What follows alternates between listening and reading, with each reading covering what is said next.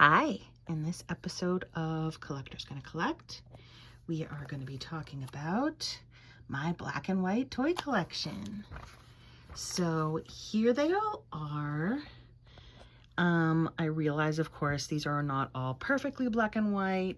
Like, for example, this one, and maybe, some of these are gray. This one has no color, but yeah, there's some face colors, so yeah, I'm bending black and white a little bit. But I don't care because I'm in charge. So I'll do whatever I want and you're just gonna have to put up with that. So this is me kind of continuing my thing with doing videos by color of my toys and dolls. Some of these I have shown before, some of them are newer, some of them are older, but they're all super fun. And I hope you are going to enjoy this. So I'm going to go through them one by one. Oh, there's like a hair on my screen. There we go.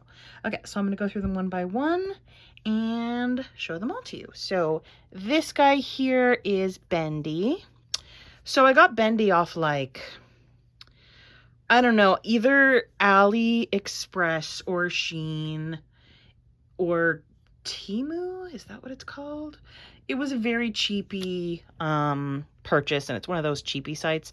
Very, very soft this doll is, and very bendy around. I had no idea who Bendy was when I got this. My son, who is only 8 years old, is the one who told me. He's like, "That's Bendy." I'm like, "What?"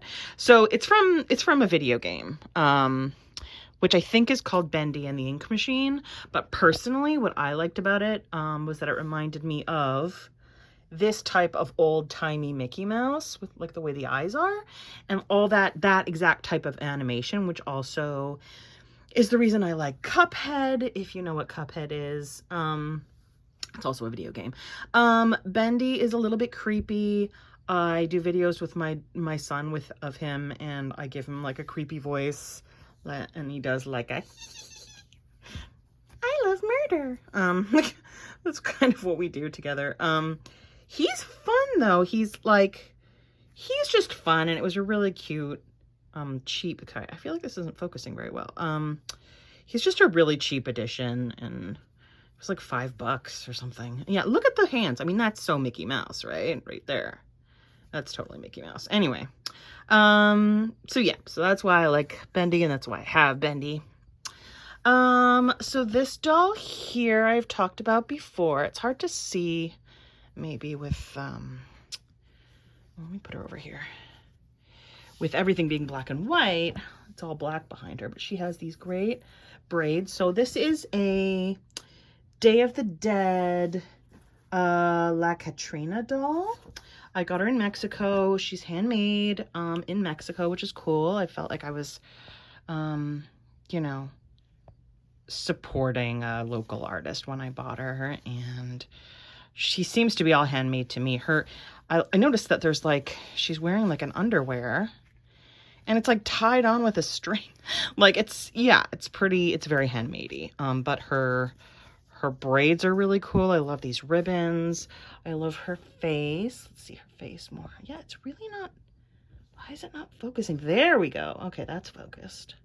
I'm sorry if Bendy didn't focus, but that's what Bendy looks like focused. Yeah, so she's just fun, and I really love everything Day of the Dead. When I get a bigger collection, I'm collecting the Day of the Dead Barbie dolls, so I'm really excited about those. And I just like all the Day of the Dead stuff, and I really respect that culture, and I just really like all of the like the makeup and the dresses and everything connected with it. I love Mexico. It's such a rich culture. So yeah, so that's why I have her, and she's really cool. Okay, so put her down. Then we've got Mickey. So I'm not a huge Disney person. Like, I don't go nuts for Disney stuff. In terms of buying, like I grew up on The Wonderful World of Disney on Sunday nights, and I love Disney and everything, but I'm not one of those grown-ups who goes to Disneyland, and I don't own a lot of like Disney characters or anything, but I always loved Mickey Mouse when I was a kid, and I really love the really old stuff. Like the one where he's what is it? Like he's like driving a steamboat. Oh, I think you're gonna see a kitten in a set. There's my kitten. Hi, baby. Hi, Peanut. Hopefully Peanut will not cause chaos. Yeah, you know, you don't have to. Okay. And yeah, so I love the old ones, like the Steamboat Willie, is that what it's called? Anyway, the one where they're in the camper, the one where him and Goofy are in the camper, and the camper gets, no, it's not him and Goofy, him and Donald Duck are in the camper, and the camper gets detached and starts rolling down the hill, and Goofy has no idea. He's driving in the front. Anyway, I love it. I love it. So when I found this black and white sort of no color Mickey online, I had to have him. Why does it look like that? I think it's just a reflection from the couch that is making it seem like he's got pink on him here. Anyway, to me anyway, maybe you're gonna think I'm crazy, but anyway, so yeah, so that's why I got that little Mickey, and my son tried to steal him from me, but I said no. So this is, oh, you can see my shadow. Here is Totoro. A really great Totoro that I got in Japan when I was there recently. You can see his whiskers. He's got nice thick fur. He's a good one. He better be, because he was not cheap. And I showed him in a earlier video. So this is Totoro from the movie My Neighbor Totoro, which is by Miyazaki, and I love the Miyazaki movies. And I love Totoro. This is like a great doll. It's very exciting for me to be able to buy the Totoro doll in Japan. That was a really big deal for me. So, okay, I'm just gonna skip right to you because you're making me crazy. So, this guy right here, as I'm sure you know, he's not standing up good. Okay. Is Jack Skellington from The Nightmare Before Christmas, which is a Tim Burton animated movie, which I love and adore. This is the only thing I own, but he is super cool, and I'm going to show you why right now. So first of all, he's plastic, but he's jointed. So his arms bend in actually 2 different places, which isn't human. His legs are insanely long, and they bend in 1, 2, also 2 different places. Look at how long his arms are. Like, the arms are crazy. I'm pretty sure these have faded in color because I've had him for a while, and these look a little bit yellowy. He really, really doesn't want to stand up. Okay, so the cool thing about this toy is his head. So this is his head. Come on. There we go. This is his head. But he comes with all these other heads. Okay, look at all the different expressions. Okay, so what I'm going to do is I'm going to stop the camera, and I'm going to pop off one of his heads and put on a different head. I could do this on camera, but it's not easy to do, so I'm not going to. Okay, I'll be back in a sec. Okay, so there you go. So this is him with his new head. Okay, so that's one. Should I do another one? Okay, I'm going to do another head now. Okay, so there's this one, which is like a winky face. That's cool. And then, okay, let me do one more. Okay, and then here's this one. So it's kind of like a surprised, sort of scared face. Yeah, like how fun is that? It's so fun. You know, you could even do probably like stop animation with this and have a lot of fun with it. I don't really know how to do that, but yeah, so that's why I got this doll and all of his heads. Let me show the heads again. I think I'm missing one actually, but here's that one. There's a scary one, the winky one, a scared one, scary, kind of weird looking. This is a nice one. Yeah, so this is the one that I usually keep on him because it's just kind of a basic one. Yeah, super fun. You can see how this one is whiter than the rest. I don't really know why.